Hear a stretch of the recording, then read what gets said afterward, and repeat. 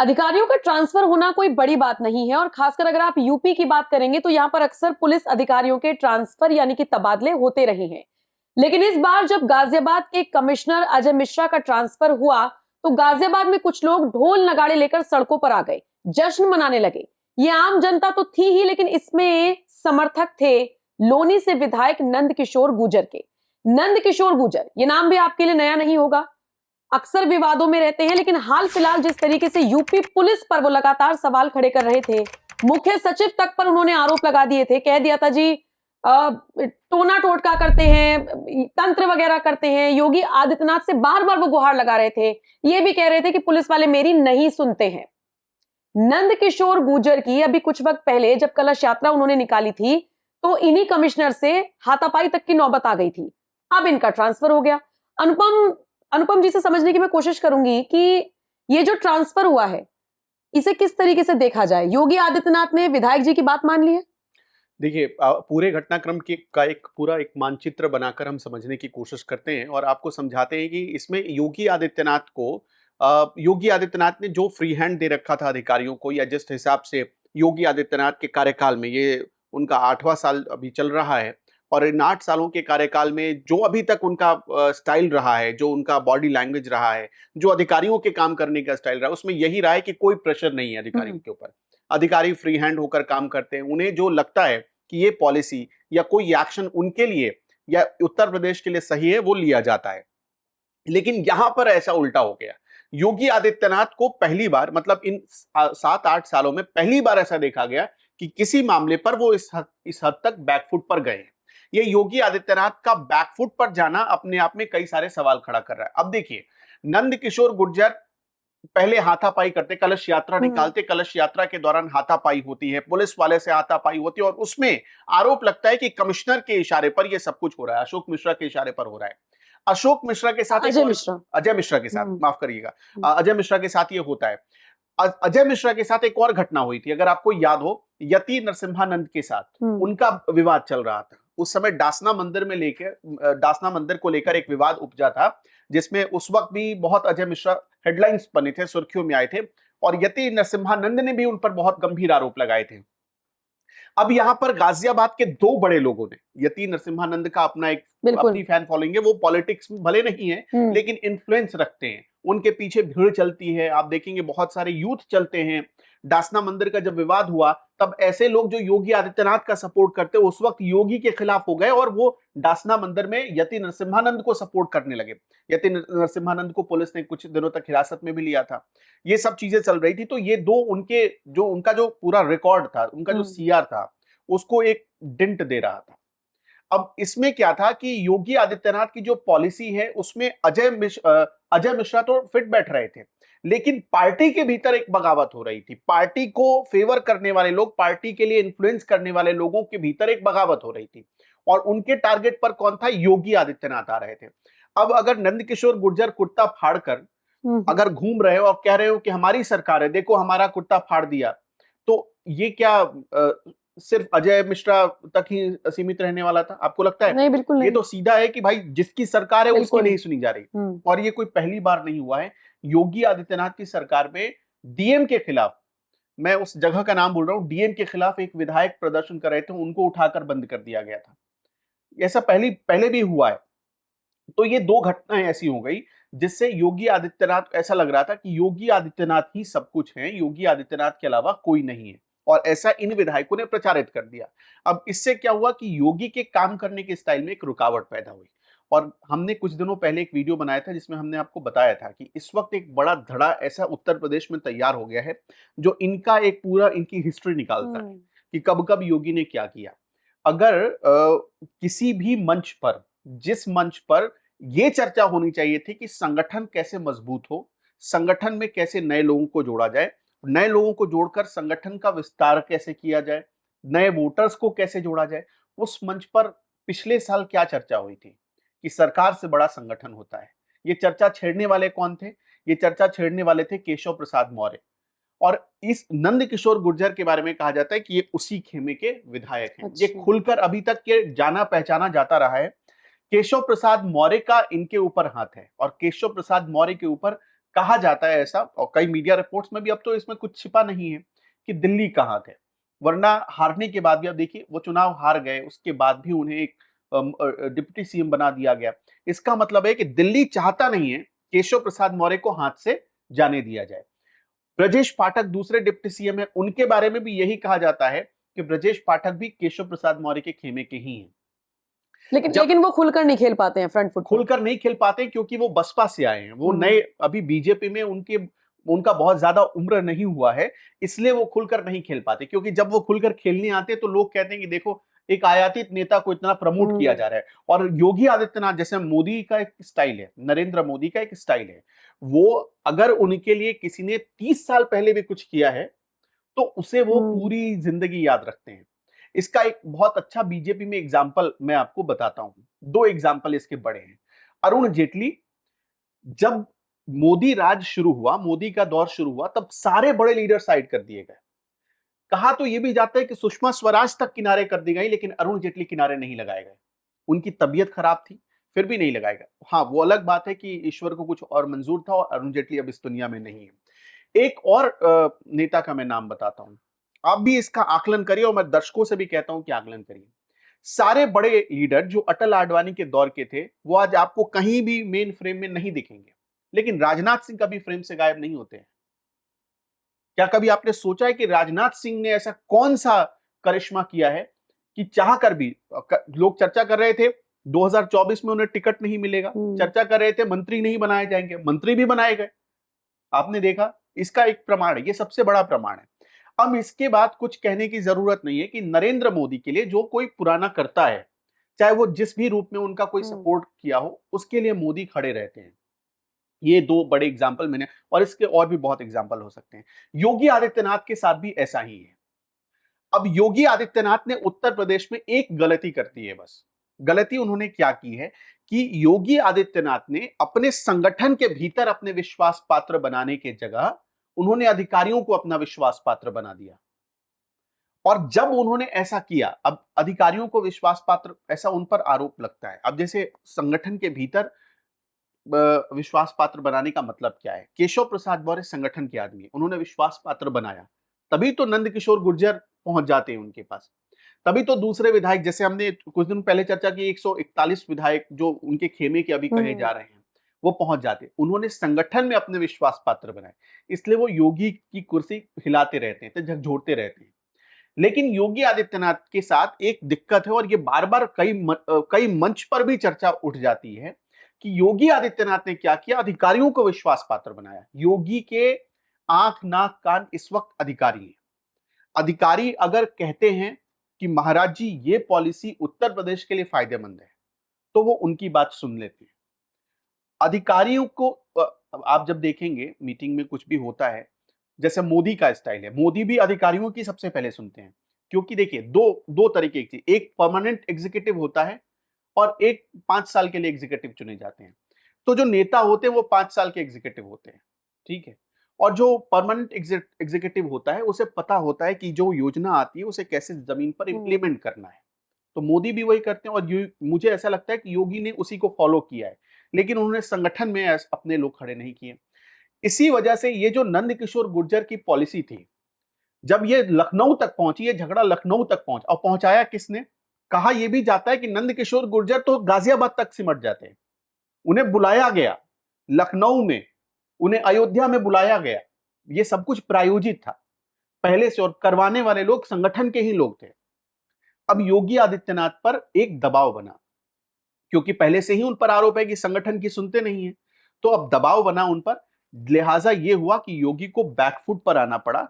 और बैकफुट पर आने के बाद देखिए, ट्रांसफर तो आज नहीं तो कल किसी का होना ही है। कोई अधिकारी आया है तो 2 साल तो उसे मिनिमम उस कुर्सी पर मैक्सिमम रहना है, उसके बाद तो ट्रांसफर होना ही है सबका। तो आप कहने के लिए सरकार तो ये कह सकती है कि बहुत दिनों से थे अजय मिश्रा, उनका एक रूटीन ट्रांसफर है। मुझे लगता है 2 साल हो गए थे उनके, 2 साल हो गए थे, तो एक रूटीन ट्रांसफर का भी इसे नाम दिया जा सकता है। लेकिन दूसरी तरफ यह ट्रांसफर जिस वक्त हो रहा है, जिस मतलब मोड़ पर आकर हो रहा है, वहां पर यह साफ पता चलता है कि यहां पर कहीं ना कहीं कोई प्रेशर है योगी आदित्यनाथ पर, और इसी प्रेशर में उन्होंने बैकफुट में जाकर ये कदम उठाया है। और दिया भी कहाँ गया उनको ट्रांसफर, ज्यादा दूर नहीं गए हैं। और आज नहीं तो कल ऐसा मतलब सिचुएशन ऐसा ही है कि उन्हें फिर नंद किशोर गुर्जर से आमना सामना करना पड़ेगा। वो सीन ऐसा मतलब एक फील्डिंग ऐसी सेट नहीं, कर दी लेकिन गई। लेकिन क्या वाकई में इतना आसान है योगी आदित्यनाथ पर प्रेशर बनाना? आज ये विधायक कर रहे हैं, कल को कोई और विधायक करेगा, फिर तीसरा कहेगा कि मेरी भी नहीं सुन रहे हैं, योगी तो फिर ऐसे आदित्यनाथ तो के सारे अभी अगेंस्ट अभी में खड़े हो जाएंगे। नहीं, सारे सारे अगेंस्ट में खड़े नहीं हो सकते। इसलिए नहीं हो सकते कि योगी ने यहां पर क्यों चुना, नंदकिशोर गुर्जर ने दबाव बनाया ऐसा नहीं है, सिर्फ नंदकिशोर गुर्जर ने कुर्ता फाड़कर दिखाया ऐसा नहीं था। योगी ने इसलिए चुना, योगी के बयान देखिए, नंदकिशोर गुर्जर का प्रदर्शन होता है, उसके बाद मामला लखनऊ तक पहुंचता है और इसी बीच उनके भी बयान आने शुरू हो जाते हैं कि मैं काम करते करते लौटना चाहता हूं। अगर आपने गौर किया हो तो नंदकिशोर गुर्जर तो मतलब ऐसा हो गया जिसे कहते हैं ना कि पानी सिर से ऊपर निकल जाना। नंदकिशोर गुर्जर अगर ये पहला मामला होता तो शायद योगी बच जाते या बैकफुट पर नहीं जाते, ऐसा मेरा मानना है। अगर ये पहला ये मतलब इन 8 सालों में ये सिर्फ एक एग्जाम्पल होता तो शायद योगी बच जाते इसमें। लेकिन मैंने आपको कहा ना कि इससे पहले भी एक विधायक की डीएम से तू मैं और तो और एक सांगा करके विधायक हैं कानपुर बिठौर के, आपको भी अच्छे से याद होगा। मैं उनका नाम भूल रहा हूँ पूरा, उनका टाइटल वो सांगा लगाते हैं। तो एक बार क्या हुआ कोविड के दौर में, उनके वीडियोस हमने भी बहुत चलाए थे। 2021 की बात है, उन्होंने फोन करके एक पुलिस वाले को धमका दिया। और कानपुर में एक जगह है बिठौर विधानसभा, मैं इस पर अपने पब्लिक रिसर्च भी कर लेगी थोड़ा। हम्म। उन्होंने एक विधायक फोन करके एक पुलिस वाले को धमका दिया। इसके बाद क्या हुआ अंजाम, उन्हीं को भुगतना पड़ा, पुलिस वाले को नहीं भुगतना पड़ा। मैंने आपको बताया एक विधायक ने डीएम्स के खिलाफ धरना प्रदर्शन करने की कोशिश की और उसको उठाकर बंद कर दिया गया। तो ये कोई पहला मामला नहीं था। नंदकिशोर गुर्जर उस मोड़ पर आ गए थे जहां से कई मामलों की सीरीज बन गई थी और अब यहां से ज्यादा हो रहा था। इसलिए योगी को शायद दिल्ली ने ज्यादा प्रेशर डाला और योगी को बैकफुट पर जाना पड़ा। अगर सिर्फ नंदकिशोर गुर्जर पहले एग्जाम्पल होते तो ऐसा बिल्कुल नहीं होता। लेकिन अब आपका अनुभव क्या कहता है, ये जो सारी चीजें हुई हैं, पूरा प्रकरण हुआ है, इसमें निश्चित तौर पर नंद किशोर गुर्जर में कॉन्फिडेंस आया है, उनके समर्थकों में आज कॉन्फिडेंस उनके आया है? यहाँ क्या मिठाई गारंटी बटी है, है, क्या गारंटी है जलेबी वो बन रही आगे है। आगे कोई प्रेशराइज नहीं करेंगे इसी तरीके से, जब हाथ पीछे से आ ही गया है? तो देखिए क्या गारंटी आगे वो कुछ, योगी क्योंकि वो एक एक ऐसा बहुत मुद्दे उठा रहे हैं गाजियाबाद के। एक ऐसा लेवल आएगा, एक ऐसा पॉइंट आएगा जहां पर ये टकराव की स्थिति तो बनेगी। एक जैसे मान लीजिए कि अभी आपने देखा इस पूरे झगड़े को, जब केशव प्रसाद मौर्य हो या योगी आदित्यनाथ हो, जो दो धड़े का झगड़ा है, ये आज से तो नहीं चल रहा, 2018-19 के आसपास से चल रहा है। मतलब जब सरकार बनी थी पहला योगी पहली सरकार बनी थी योगी आदित्यनाथ की, उसके बाद से करीब 1.5-2 साल बाद ये झगड़ा शुरू हो गया है। झगड़ा शुरू पहले क्यों हुआ? केशव प्रसाद मौर्य के बारे में ऐसा कहा जाता है कि वो मुख्यमंत्री बनने की चाहत रखते थे लेकिन उन्हें नहीं मिला और इस वजह से उन्होंने ये पूरा प्लान किया, झगड़ा बढ़ाया। तब से ये झगड़ा माना जाता है कि ये एस्टैब्लिश हुआ उत्तर प्रदेश में। 2020 में और 2021 में एक एक बार नौबत ऐसी आ गई, आप आज की तारीख में ये सोच कर देखिए कि क्या ऐसा हो सकता है कि किसी भी स्टेट में बीजेपी का कोई सोशल मीडिया हैंडल हो और उस हैंडल से नरेंद्र मोदी की फोटो गायब कर दी जाए, उस हैंडल से अमित शाह की फोटो गायब कर दी जाए, उस हैंडल से जेपी नड्डा की फोटो गायब कर दी जाए? ऐसा हो सकता है? आज के दौर में ऐसा कोई ऐसी कल्पना कोई नहीं कर सकता है, सोच भी नहीं सकता है ऐसा। लेकिन ऐसा हुआ और कहां हुआ? सबसे पहले उत्तर प्रदेश में ही हुआ। ये 2021 की बात बता रहा हूं मैं आपको। ये हुआ और ये करीब 10-15 दिनों तक ऐसी नौबत रही कि उत्तर प्रदेश के social media, Uttar Pradesh BJP के सोशल मीडिया हैंडल पर अमित शाह, नरेंद्र मोदी दोनों गायब हो गए थे। उसके बाद आपने देखा होगा कि योगी आदित्यनाथ को दिल्ली बुलाया गया, अमित शाह मिले और एक बहुत तस्वीर वायरल हुई अमित शाह से मुलाकात की, 2021 की वो तस्वीर है। तो ये उत्तर प्रदेश में हुआ। देखिए अभी योगी बैकफुट पर है, इसका मतलब ये नहीं है कि हमेशा बैकफुट पर रहेंगे। योगी क्या कर सकते हैं ये मैंने आपको अभी एग्जांपल में बताया। लेकिन अभी चूंकि क्या है कि 2024 के चुनाव को हारने के बाद योगी में मतलब आप देखेंगे योगी थोड़े हम्बल हो गए। आप उनके भाषण सुनेंगे तो जो भाषण में तेज या जो प्रवाह या जो कटाक्ष पहले होता था, 2024 के नतीजे आने के बाद, लोकसभा नतीजे आने के बाद योगी ने खुद को पॉलिश किया है। हम ये नहीं कहेंगे कि वो बिल्कुल वो चीजें खत्म हो गई, नहीं, उन्होंने पॉलिश किया है। और उनके लिए ये पॉलिश करना क्यों जरूरी था? क्योंकि अगर उनको दिल्ली तक जाना है तो वो, नरेंद्र मोदी भी हिंदू पॉलिटिक्स करते हैं, योगी आदित्यनाथ भी हिंदू पॉलिटिक्स करते हैं, लेकिन आप देखेंगे कि जब से नरेंद्र मोदी 2013 में जब प्राइम मिनिस्टर कैंडिडेट बने, उन्होंने अपने भाषण में अपने आप को पॉलिश किया। वो कट्टरवाद को छोड़कर वो बहुत मतलब सलीके से बच बचाकर चीजें करते रहे। और अब तो बहुत आप देखेंगे, अब तो नारा है उनका 2019 में जीत के बाद, उन्होंने जब बीजेपी के मुख्यालय पर पहली बार पहला भाषण दिया तो उन्होंने क्या कहा? सबका साथ सबका विकास, और इसमें एक शब्द और जोड़ा, सबका विश्वास। और उन्होंने ये भी कहा था कि मुझे वो भाषण याद है, उन्होंने कहा कि जीत हमें विनम्रता सिखाती है। तो योगी आदित्यनाथ 2024 के नतीजे के बाद, क्योंकि एक बीजेपी को झटका तो लगा ही था, बिल्कुल, और झटका लगा तो उत्तर प्रदेश का तो नेतृत्व योगी आदित्यनाथ ही संभाल रहे थे, तो बीजेपी को ये समझ में आ गया, और खासतौर पर योगी आदित्यनाथ को, कि नहीं, मुझे अगर रहना है तो कम से कम मेरा जो ऑरा है, जो जलवा है, वो बरकरार रखना पड़ेगा उत्तर प्रदेश में। अब मैं आपको एक बयान की याद दिलाना चाहता हूं। अखिलेश यादव संसद में खड़े होकर, आपको अगर अच्छे से पता हो तो संसद में बहस चल रही थी, अमित शाह बोल रहे थे, और अमित शाह के सामने अखिलेश यादव खड़े होकर कहते हैं कि जिन्होंने इनको उत्तर प्रदेश हरवाया उसका नाम तक नहीं ले रहे हैं। आपको वो बयान याद है? अखिलेश यादव किसकी तरफ इशारा कर रहे थे? तो ये सारी चीजें ऐसा है कि कोई एक घटना अगर नंदकिशोर गुर्जर की होती तो शायद इसे हम मान सकते थे कि ये मतलब अतिशयोक्ति हो गई या एक्सेप्शन हो गया, लेकिन ऐसी घटनाओं की एक पूरी सीरीज बन चुकी है। और योगी आदित्यनाथ को अच्छे से पता है, देखिए वो एक संत है, और संत के साथ साथ उनमें नेता के गुण भी अब आने लगे हैं, और इस वजह से मुझे लगता है कि इसी वजह से उन्होंने ये सब कुछ अगर लेकिन किया गया है। एक चीज मैं और समझना चाहूंगी, ये है कि योगी आदित्यनाथ अधिकारियों की सुन रहे हैं, अपने नेताओं की कम सुन रहे हैं, विश्वास पात्र अधिकारी ज्यादा हैं। अमूमन ऐसा होता है कि जो इलाके का विधायक है या जो सांसद है, उससे आम जनता को उम्मीदें होती हैं, और जो नॉर्मल कार्यकर्ताओं की ही अगर मेन नेता नहीं सुनेगा तो इसका असर 27 के फिर वोट बैंक पर पड़ेगा। देखिए, यही चीज कोविड के दौरान, आपको पता है कोविड के दौरान कुछ चीजें नैरेटिव बनाई गई, फोटो खींच खींच के वायरल की गई थी।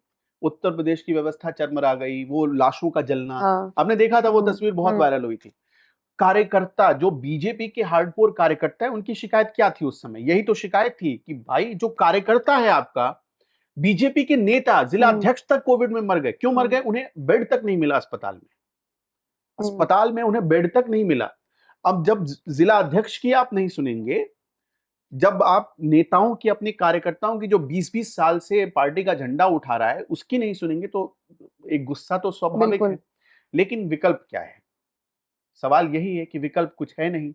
और योगी आदित्यनाथ, देखिए, जब जीरो टॉलरेंस की पॉलिसी आप अपनाएंगे, जिसको कहते हैं ना कि जब राम राज की संकल्पना होगी तो एक तरफ तो निराशा होगी, हर तरफ आप उत्सव मनाएंगे, ऐसा हो नहीं सकता है। अब जैसे लोग कहते हैं कि करप्शन नहीं हो, करप्शन नहीं हो, मतलब पैरवी खत्म हो जाए, तो दोनों चीजें कैसे एक साथ चल सकती हैं? आप वीआईपी हैं तो आपकी पैरवी सुन ली जाए, और सामने वाला गरीब है तो क्या उसको जिंदा रहने का हक नहीं है? जाहिर सी बात है, पहले आओ पहले पाओ वाली नीति, मतलब अस्पताल में जो पहले गया उसको पहले बेड मिला, बाद में जो गया चाहे वो कितना बड़ा नेता था, उसको बेड नहीं मिला।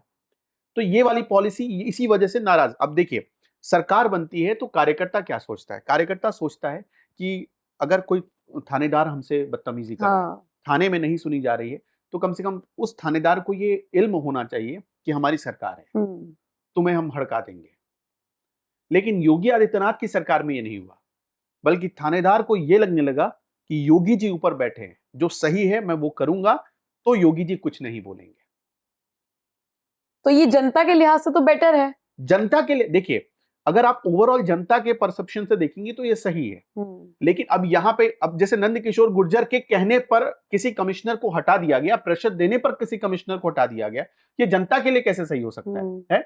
इसमें किसको संतुष्टि मिली? क्या गाजियाबाद में लाखों लोग रहते हैं, क्या लाखों लोग मिठाई बांट रहे हैं इस वक्त? हम्म। मिठाई तो नंदकिशोर गुर्जर ही बांट रहे हैं। बिल्कुल, उनके समर्थक बांट रहे ये हैं। तो उनकी आत्मसंतुष्टि हुई ना।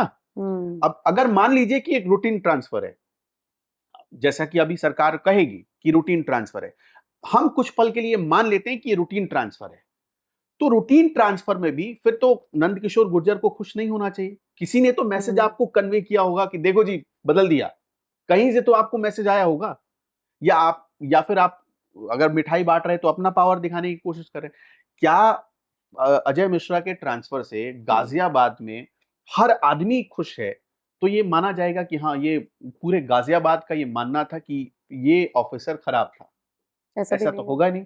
ये तो आत्मसंतुष्टि के लिए उनकी पर्सनल लड़ाई थी।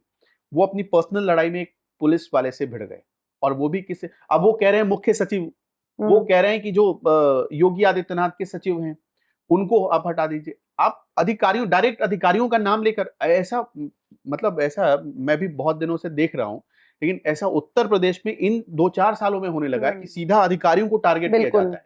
बिल्कुल, और उसका नाम लेकर बीजेपी के नेता ही कहते हैं कि ये अधिकारी ऐसा है वैसा है, नाम लेकर बोला जा रहा है। ये पहली बार ऐसा देखने को मिल रहा है कि अधिकारी को डायरेक्ट टारगेट किया जा रहा है किसी स्टेट में। और तो इसका मतलब एक बात तो साफ है कि ये नेताओं वर्सेस अधिकारी तो चल रहा है यूपी में। ये तो बहुत सालों से चल रहा है, मैं बता रहा हूं आपको, 2018 से चल रहा है। ये 2018 से बहुत पीक पर है। अब एक और आपको एग्जांपल, ये वीडियो बहुत लंबा होता जा रहा है, एक और एग्जांपल देने के साथ आपको मैं इस चीज को खत्म करना चाहूंगा। हापुड़ में एक विधानसभा है, अगर आपको याद हो तो 2021 में वहां के बीजेपी के एक विधायक, किसानों का आंदोलन चल रहा था, उस समय गुस्सा था थोड़ा सा, बीजेपी के एक विधायक अपने क्षेत्र में गए तो उनको चप्पलों से पीट दिया गया, मारा गया। उसके बाद एक नैरेटिव बना कि अब बीजेपी तो हार गई, मतलब पश्चिम उत्तर प्रदेश हार गई, बहुत गंदा हारेगी। और विधायक जी ऐसा सोचिए कि बच बचा के भाग रहे हैं, पाँव में, मतलब अपने पैरों के चप्पल हाथ में उठाकर नाली की तरफ से भाग रहे हैं। वो दृश्य मतलब कितना खराब लगेगा, एक विधायक की ऐसी हालत हो गई, लगेगा। उस विधायक को योगी आदित्यनाथ ने क्या बचा लिया? उस विधायक को, अगर, क्योंकि योगी आदित्यनाथ को पता था कि ये विधायक अगर अपने इलाके में काम करता, लोगों के बीच रहता, तो शायद ऐसी छवि नहीं बनती। बिल्कुल। तो योगी आदित्यनाथ के पास भी, जैसे दिल्ली के पास रिपोर्ट जाती है, योगी आदित्यनाथ के पास भी हर किसी की रिपोर्ट जाती है। जिस अधिकारी को ये लोग टारगेट कर रहे हैं, उस अधिकारी की रिपोर्ट तो योगी आदित्यनाथ के पास होगी ही। तभी तो लखनऊ के एक अधिकारी पर अभी हाल में करप्शन के आरोप लगे, करप्शन का मामला आया, तुरंत कार्रवाई हुई। अब एक चीज बताइए, वाराणसी में इतना घिनौना कांड हो गया, क्या वहां पर कार्रवाई नहीं हो रही है? कार्रवाई हो रही है ना। हर चीज में योगी आदित्यनाथ तक जो बात पहुंच जाती है उसमें कार्रवाई होती है। बिल्कुल ठीक। और अधिकारी भी नपते हैं, ऐसा नहीं कि अधिकारी नहीं नप रहे हैं। उत्तर प्रदेश में हिस्ट्री रही है कि बीते 8 सालों में जितने अधिकारी नापे गए, ये जितने अधिकारियों पर एक्शन हुआ, उतना पहले कभी नहीं हुआ। तो दोनों, मतलब दो चीजें एक साथ चल रही हैं। साफ सफाई अभियान भी एक तरफ चल रहा है, और दूसरी तरफ जो लोगों की जो कल्पना थी कि एक ऐसा मुख्यमंत्री आ जाए जो ना पैरवी सुने ना करप्शन वही हो करे। रहा है। हाँ, तो मेरे हिसाब से वो हो रहा है, और उस चीजों में टकराव की स्थिति ऐसी बन रही है। बिल्कुल, मतलब एक राजनेता के लिए राजनीति करने के भी कई पैमाने होते हैं, लेकिन योगी आदित्यनाथ के मामले में वो चीज थोड़ी सी अलग नजर आती है। जो सही वो सही, जो गलत वो गलत, पैरवी वाली सारी चीजें हमने जिक्र कर ही लिया। बाकी नंदकिशोर गुर्जर का मामला क्या रहा, कैसे पूरी चीजें रची गई और एट दी एंड कमिश्नर का ट्रांसफर कर दिया गया, ये हमने चर्चा की। आपको ये चर्चा कैसी लगी? कमेंट सेक्शन में अपनी राय जरूर दीजिएगा। नमस्कार।